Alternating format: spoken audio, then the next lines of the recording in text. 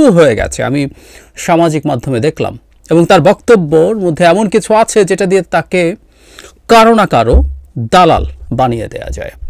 আমরা খেয়াল করছি শেখ হাসিনার সময় যেমন অনেকের গায়ে ট্যাগ করা হতো, জঙ্গি শিবির, স্বাধীনতা বিরোধীদের দোসর, এরকম নানান ট্যাগ, সেই ট্যাগের প্রবণতা কিন্তু এখনও রয়ে গেছে। এখন ভারতের দালাল বা কারো পছন্দ না হলে বিএনপির দালাল, এরকম নানান রকম দালাল বানানো হচ্ছে, এমনকি আওয়ামী লীগের দালাল, সেরকম চেষ্টা করা হচ্ছে। তাকেও কোনো না কোনো দালাল ট্যাগ দেওয়ার সম্ভাবনা তৈরি হচ্ছে এবং আমি ধারণা করি ভবিষ্যতে যত দিন যাবে এই বিতর্কটা আরও ঘনীভূত হবে এবং তাকেও দালাল বানিয়ে দেওয়ার চেষ্টা জোরে সোরে হবে। এখনও হয়েছে, আমি ফেসবুকে দেখলাম কিছু মানুষজন একই ধরনের আলাপ করতে চেয়েছেন। এখন প্রশ্ন হচ্ছে বিষয়টা কি, উনি কি বলেছেন? উনি যেটা করেছেন, সাভার সেনানিবাসে বাংলাদেশ সেনাবাহিনী ফায়ারিং প্রতিযোগিতার সমাপনী এবং পুরস্কার বিতরণী অনুষ্ঠানের প্রধান অতিথির বক্তব্যে এসব বলেছেন। কি বলছেন? জনাব ওয়াকারুজ্জামান তার বক্তব্যে বলেন, আমরা মনে করেছিলাম তাড়াতাড়ি সেনানিবাসে ফেরত আসতে পারবো, কিন্তু কাজটা দীর্ঘায়িত হচ্ছে। আমি জানি যে বহুদিন ধরে এই কাজটা করে যাচ্ছি, ধৈর্য ধরে রাখতে হবে এবং পেশাদারিত্বের মাধ্যমে কাজটা করে যেতে হবে। দেশ ও জাতির জন্য সার্ভিসটা খুবই গুরুত্বপূর্ণ। তারপর বলছেন, দেশ ও জাতির জন্য আমাদের কাজ করে যেতে হবে, এটা হলো সবচেয়ে গুরুত্বপূর্ণ লাইন। এখন যেটা পড়ছি এটা নিয়েই নানান কথাবার্তা এবং ভবিষ্যতে এটাই একটা ইস্যু হয়ে দাঁড়াবে।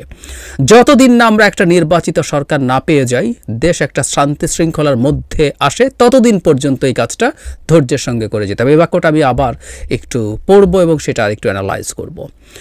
কোনো উচ্ছৃঙ্খল কাজ করা যাবে না, এদিকে আমাদের নজর রাখতে হবে। বল প্রয়োগ করা যাবে না।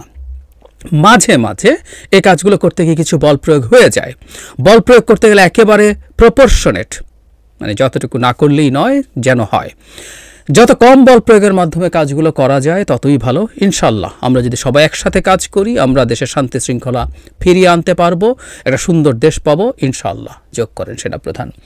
আমি ওই বাক্যটায় আসছি, তার আগে খুবই গুরুত্বপূর্ণ একটা মেসেজ তিনি তার বাহিনীকে দিয়েছেন। যেহেতু তার বাহিনী এখন ম্যাজিস্ট্রেসি পাওয়ার নিয়ে মাঠে আছেন, তারা আইনশৃঙ্খলা রক্ষার কাজ করছেন, এমনকি একটা বিশেষ অপারেশন ডেভিল হান্ট তারা পরিচালনা করছেন। আমি ডেভিল হান্ট নিয়ে যখন কথা বলেছি তখন এই মানে আমার টেক ছিল যে এই ধরনের অভিযান খুব ঝুঁকিপূর্ণ। আমাদের অতীত অভিজ্ঞতা বলে যখনই আমরা এমন কিছু করেছি তখনই কোনো না কোনো অঘটন ঘটেছে, মানবাধিকার লঙ্ঘন ঘটেছে। আর বিশেষ করে সেনাবাহিনী যখন এই কাজগুলোতে যায়, যেটার জন্য তারা ট্রেইনড না, তারা কোনোভাবে আইনশৃঙ্খলা রক্ষার জন্য ট্রেইনড না, তারা একজন দেশের নাগরিককে, অপরাধীকে যদি পাকড়াও করে, ধরে ফেলে, তাকে কিভাবে ইন্টারোগেট করতে হবে সেই ব্যাপারেও যথেষ্ট ট্রেইন না। সুতরাং তাদের দিক থেকে বল প্রয়োগের ক্ষেত্রে প্রপোর্শন মেনটেন না করার সম্ভাবনা অনেক বেশি। ঝুঁকি আছে। কাস্টাডিতে 17 জন মানুষ মারা গেছে, এর মধ্যে সেনাবাহিনীর কাস্টাডিতেও আছে, পুলিশের কাস্টাডিতেও আছে, কিন্তু মারা গেছেন। এবং 2 জন বিচার বহির্ভূত হত্যাকাণ্ডের শিকার হলেন কয়েকদিন আগে।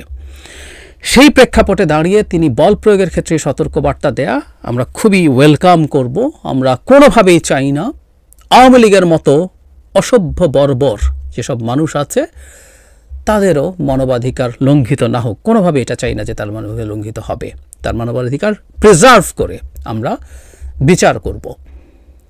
শেখ হাসিনাকে আমরা ঝেঁটিয়ে বিদায় করেছি, তার মধ্যে অনেকগুলো কারণের মধ্যে একটা হচ্ছে আমরা আমাদের দেশটা একটা উদার গণতান্ত্রিক দেশ হিসাবে গড়ে তুলতে চাই, যেখানে মানবাধিকার প্রিজার্ভড হবে, যেখানে মত প্রকাশের স্বাধীনতা প্রিজার্ভড হবে, নাগরিক অধিকার প্রিজার্ভড হবে।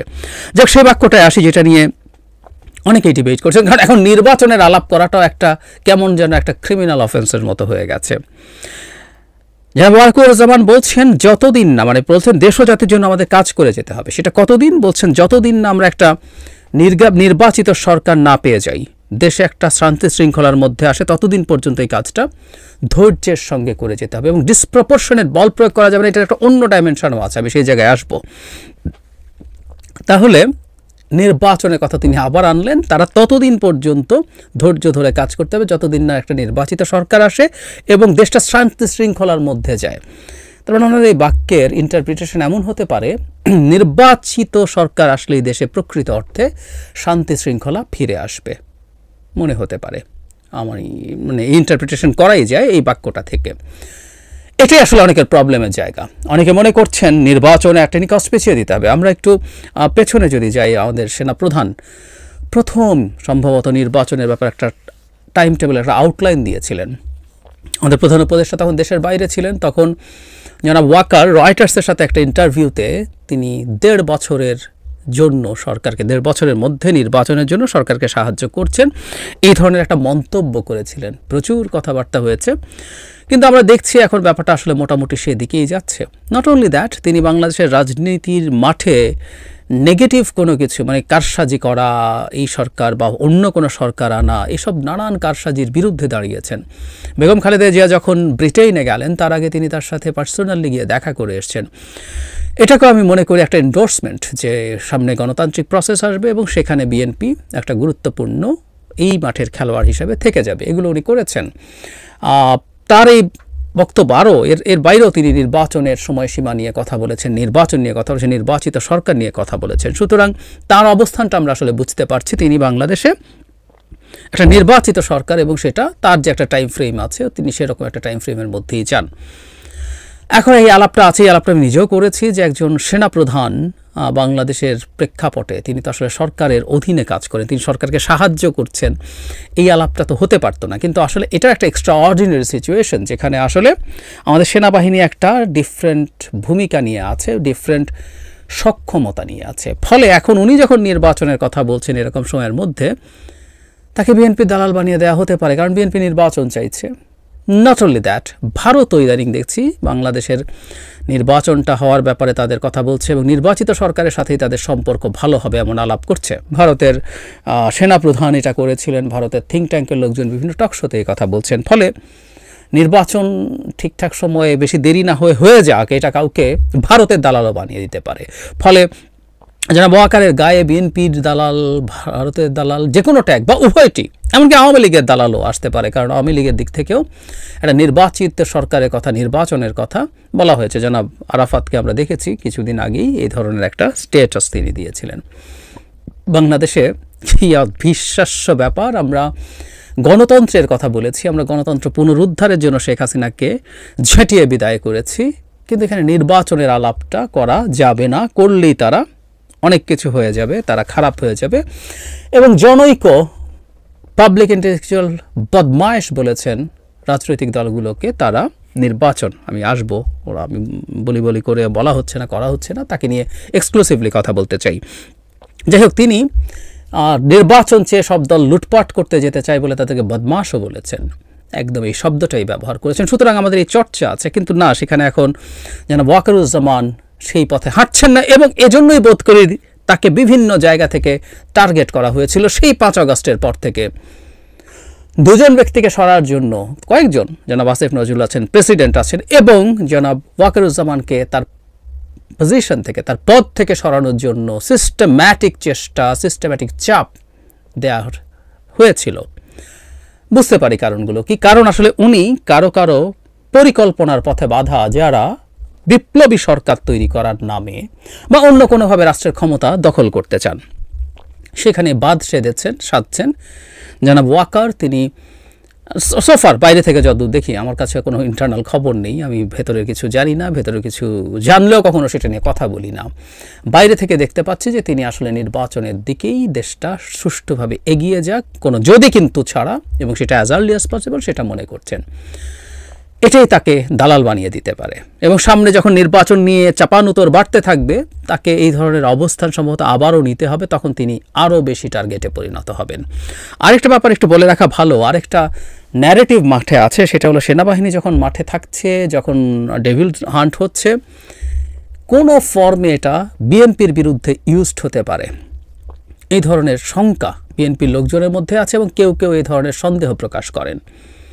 আমি বিএনপির বাইরেরও কাউকে দেখেছি, তারা মনে করেন এটা হওয়ার সম্ভাবনা আছে, এবং অনেকে এটাকে উচিতও বলে মনে করেন। সুতরাং এরকম একটা ঝুঁকির মুখে থেকে তিনি যখন বল প্রয়োগ নিয়ে এই সতর্ক বার্তা দিলেন, সেটা যাতে ডিসপ্রপোর্শনেট না হয়, ধৈর্য ধারণ করে সবাই, সেইখান থেকে আমরা মনে করব এটাও নিয়েও যদি কারো কোনো পরিকল্পনা থেকে থাকে যে সেনাবাহিনীকে বিএনপির বিরুদ্ধে লেলিয়ে দিয়ে তাদের ভীষণ ক্ষয়ক্ষতি করে নির্বাচনকে তাদের দিকে কোনো না কোনোভাবে আনার চেষ্টা যদি করা যায়, সেই চেষ্টাতেও তিনি জল ঢেলে দিয়েছেন বলে মনে করি আমরা এই সব কথা বলে। এবং ইনি যতদিন দায়িত্বে আছেন আমাদের এটা বিশ্বাস করার যথেষ্টের বেশি কারণ আছে যে তিনি বাংলাদেশে এই ধরনের ঘটনা ঘটতে দিচ্ছেন না। সুতরাং যিনি এখন সঠিক পথে আছেন সেটা কারো না কারো ভেস্টেড ইন্টারেস্টের বিরুদ্ধে যায়। যখন ভেস্টেড ইন্টারেস্টের বিরুদ্ধে যায় তখন কাউকে ট্যাগ করা, কাউকে গালি দেওয়া, বিশেষ করে ভারতের সাথে ট্যাগ করানো তো এখন একটা রীতিমতো ঝুঁকির ব্যাপার। এবং এটা তো সত্য, ভারতও দ্রুত নির্বাচনের কথা বলছে, নির্বাচনী সরকারের সাথে, নির্বাচিত সরকারের সাথে তাদের সম্পর্ক বেটার হবে বলছে। সুতরাং ডক্টর জনাব ওয়াকারও বলছেন তাহলে ভারতের সাথে ট্যাগ করে দিতে পারলে ঝুঁকিপূর্ণ, এবং এটার মাধ্যমে তার মুখ বন্ধ করে দেওয়ার চেষ্টা হতে পারে, তার পদক্ষেপ নেওয়া বন্ধ করে দেওয়ার চেষ্টা হতে পারে। কিন্তু আমি মনে করি জাতির কল্যাণের জন্য, রাষ্ট্রের কল্যাণের জন্য যে জিনিসটা করা দরকার সেটা ভারত বলেছে না কে বলেছে সেটা আসলে আমাদের দেখার বিষয় না। কেউ বলতে পারেন ভারত যেটা চায় তার উল্টোটা করা উচিত। সো ভারত যত আর্লি নির্বাচন চায় আমরা এটা তত পেছাবো, 5 বছর 10 বছর থাকবো। দ্যাটস স্টুপিডিটি, এটা কোনো লজিক না। আমরা আমাদের দেশের গণতান্ত্রিক ট্রান্সফরমেশন চাই, সেটা নির্বাচন ছাড়া কখনোই সম্ভব না। সেই নির্বাচনে সব দল আসুক, জিতুক হারুক, আবার নির্বাচন হবে পরে, আবার শোরগোল হবে, কোনো ব্যর্থতা থাকলে সেটা পরে ঠিক করা যাবে। সেটা করেই ডেমোক্রেটিক প্রসেসটা এগিয়ে যায়। আমরা খুব বেশি দেরি করা আমাদের জন্য ঝুঁকিপূর্ণ হয়ে উঠছে, কারণ সরকার ঠিকঠাক মতো দেশ চালাতে পারছে না। যতই সব কিছু ভঙ্গুর হয়ে উঠবে, অলরেডি আইনশৃঙ্খলা রক্ষার অবস্থা ভঙ্গুর দেখছি আমরা, অর্থনীতিতেও ভঙ্গুরতা দেখব খুব অল্প সময়ের মধ্যে। বিশেষ করে আমাদের যখন গ্রীষ্মকাল আসবে, বিদ্যুতের চাহিদা বাড়তে থাকবে, অর্থনীতির উপরে খুব বড় চাপ পড়বে। আরও অনেকগুলো ইন্ডিকেটার্স আছে, কথা বলবো। তো ওটাও যখন ভঙ্গুর অবস্থায় চলে যাবে, সেটা আমাদের জন্য বড় বিপদ তৈরি করতে পারে। সেই বিপদটা হোক আবার কারো কারো চাওয়া আছে, কারণ ঘর পুড়লে অনেকে আলু পোড়া খাওয়া হয়, কিন্তু আমরা আলু পোড়া খেতে চাই না, বা আমাদের ঘর পুড়ুক চাই না। আমরা একটা গণতান্ত্রিক ব্যবস্থার মধ্যে ঢুকতে চাই, এবং আমি আশা করি, আমি বিশ্বাস করি আমাদের সেনাপ্রধান সেই জায়গায় থাকবেন। এই সরকার যখন গঠিত হয় তখনও অনেকের অনেক পরিকল্পনা ছিল, সেই পরিকল্পনা ভেস্তে যারা দিয়েছেন কয়েকজন মানুষ, তাদের মধ্যে তিনি একজন। এবং সেই কয়েকজন মানুষই আসলে সেই মানুষগুলো যারা এই বিপ্লবী সরকারের নামে রাষ্ট্র ক্ষমতা দখল করতে চেয়েছিল, তাদের বাড়া ভাতে ছাই হয়েছে, তাদের টার্গেটে পরিণত হয়েছেন সেই কয়েকজন মানুষই। আমি বিশ্বাস করি, আশা করি আমাদের সেনাপ্রধান তার সঠিক পথেই আছেন, এবং জনগণের অন্তত প্রধান অংশ তাকে সমর্থন করবেন, যতই প্রোপাগান্ডা চলুক না কেন। ট্যাগ হবে, গালি হবে, কিন্তু তিনি তার জায়গায় স্থির থাকবেন, এই বিশ্বাস আমরা রাখতেই পারি। গতকাল রাত থেকে মানুষ পেটানোর নানা ভিডিও ছড়িয়ে পড়ল ফেসবুকে। সব সময় ভিডিও না থাকলে অন্তত তথ্য, অমুক জায়গায় চোর ধরা হয়েছে, তমুক জায়গায় ডাকাত ধরা হয়েছে, ছিনতাইকারী ধরা হয়েছে, তাদেরকে পেটানো হচ্ছে, লাইট পোস্টের সাথে, ল্যাম্প পোস্টের সাথে বেঁধে পেটানো হচ্ছে।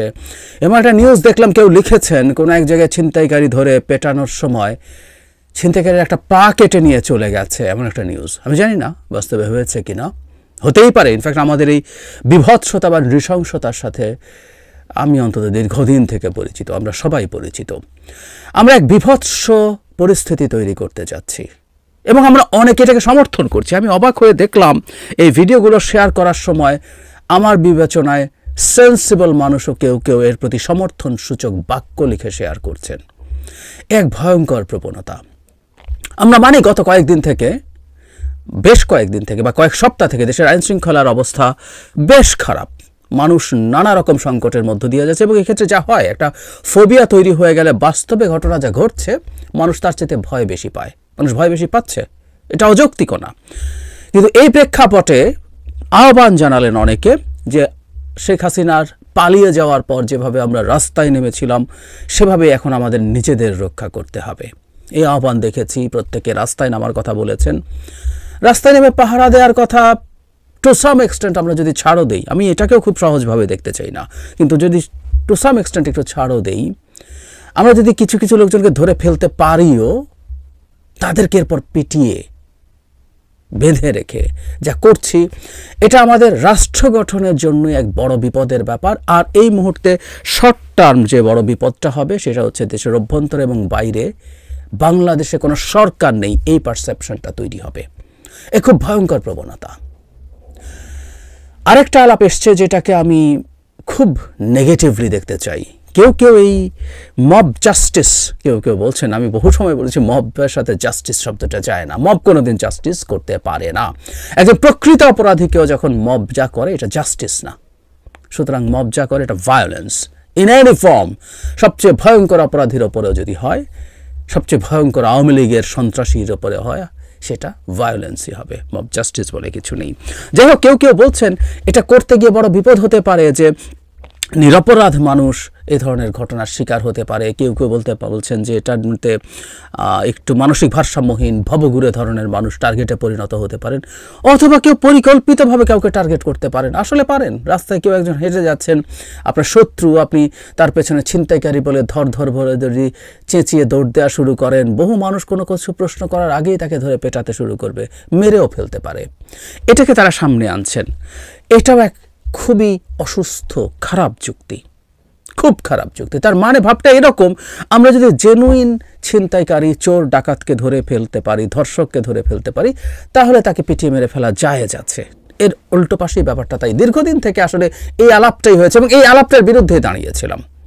আমি একটু পেছনে যাই, অনেক আগে আমার ব্লগের লেখালেখি শুরুর দিকের ঘটনা। আমিনবাজারের 6 জন ছাত্রকে পিটিয়ে মারা যখন হয়েছিল, যখন দেখা গেল তারা আসলে ডাকাত ছিল না, প্রথম তাদেরকে ডাকাত সন্দেহে ধরে পিটিয়ে মেরা ফেলা হয় শবে বরাতের রাতে।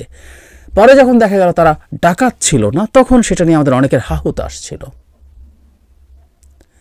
এটা হচ্ছে খুব ভয়ঙ্কর ব্যাপার। তখন একটা ব্লগ লিখেছিলাম, হেডলাইন আমার মনে আছে, ধরে নিলাম ওরা ভয়ঙ্কর ডাকাত। মানে ওটা ভয়ঙ্কর ডাকাত হলেও আমরা পিটিয়ে মেরে ফেলতে পারি। Is it a state? একটা স্টেট তখন স্টেট হয়ে ওঠে যখন সে বিচার করতে পারে। স্টেট তো নিজে হত্যাই করতে পারে না, আর আমরা জনগণের নাগরিক যখন হয়ে উঠব, আমরা স্টেট যদি হয়ে ওঠে, আমরা নাগরিক হব। নাগরিক আইন এবং বিচারের হিসাব করবে, সেটা কিভাবে কাজ করবে সেটা করবে। ফাইন, এটাই নিয়ম, এটাই হতে হয়, এতে কোনো সন্দেহ নেই। বাংলাদেশের বিচার ব্যবস্থা নিয়ে প্রশ্ন আছে, বাংলাদেশের অপরাধ তদন্ত নিয়ে প্রশ্ন আছে, বাংলাদেশে এইসব নানান সংকটের কারণে অপরাধীরা জেলে যায়, বেরিয়ে আসে, জামিন পেয়ে যায়।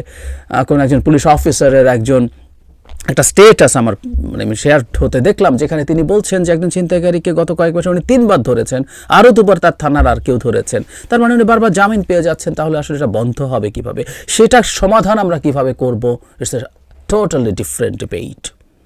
কিন্তু আমরা ধরে পিটিয়ে মেরে ফেলা, ধরে পেটাতেই পারি না। একটা মানুষ আর একটা মানুষকে পেটানোর অধিকার একটা সময় রাখে, যখন তিনি নিজে বাঁচার চেষ্টা করছেন। ছিনতাইকারী আপনাকে আমাকে আক্রমণ করছে, আমরা যদি মনে করি তাকে পাল্টা আঘাত করে আমরা বাঁচতে পারবো এবং সেটা ঠেকাতে পারবো, আমরা তখন সেটা করতে পারি। এর ছাড়া কোনো একটা মানুষকে ইভেন হাতে নাতে ধরে ফেলার পর, সেই অবস্থায় নিয়ে আসার পর তাকে পেটানোর অধিকার আমরা রাখি না। খুবই আইডিয়ালিস্টিক লাগছে, আমি জানি অনেকে বলবেন এগুলো মানে কিতাবের কথা, সব কেতাবি কথা না বলা ভালো, কিন্তু না, এই কেতাবি কথাগুলো একটা রাষ্ট্র গঠনের খুবই পূর্ব শর্ত।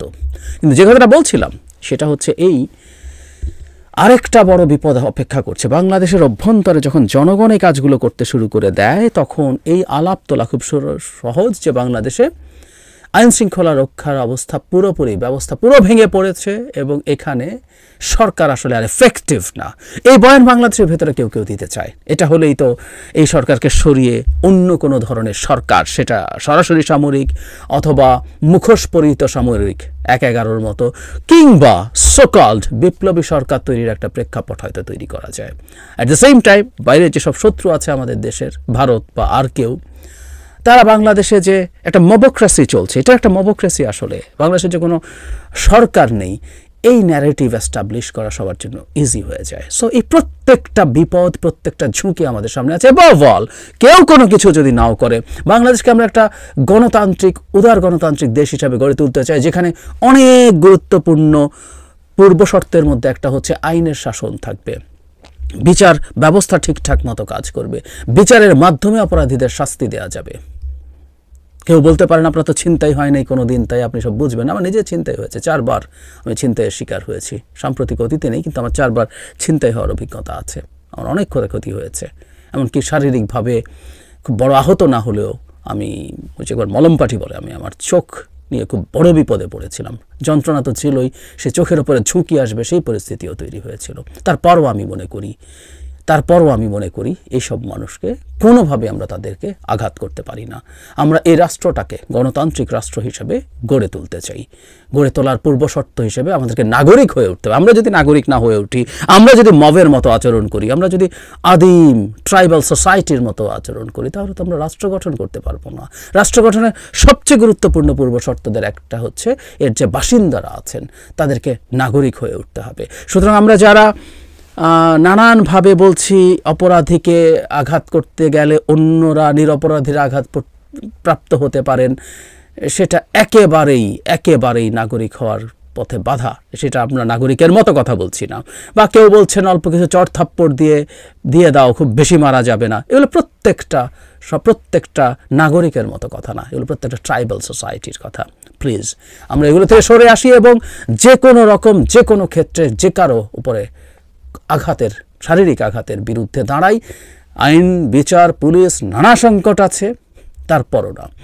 বিদ্যমান প্রেক্ষাপটে এমনকি আমরা যদি পাহারা দিতেও মাঠে থাকি, এটাও খুব ভয়ঙ্কর। কিন্তু আমি বুঝি মানুষ যখন নিরাপত্তাহীন হয়ে ওঠে, চক্রান্ত আছে, চক্রান্তের মধ্যেও নিরাপত্তাহীনতা তৈরি হতে পারে। ইনফ্যাক্ট চক্রান্ত নিয়ে আমি একটা স্ট্যাটাস দেখলাম, একজনের খুবই রাইটলি লিখেছেন, কেউ শেয়ার করেছেন। সেটা হলো এই যে অনেকগুলো ঘটনা ঘটছে এবং প্রচুর ভিডিও পাওয়া যাচ্ছে।